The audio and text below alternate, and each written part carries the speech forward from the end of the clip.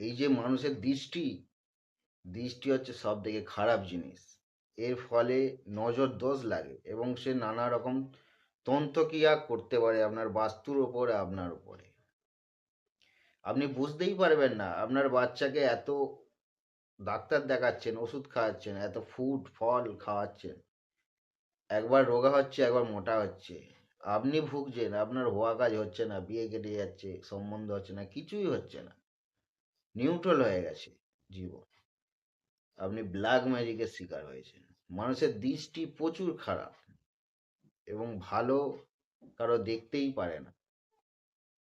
জন্মকুণ্ডলিতে 7-এর সাথে 8-এর সাথে রাহু এবং কেতু দুজনেই যখন যুক্ত হবে, তখন আপনি ব্ল্যাক ম্যাজিকের শিকার হবেন, নজর দোষের শিকার হবেন।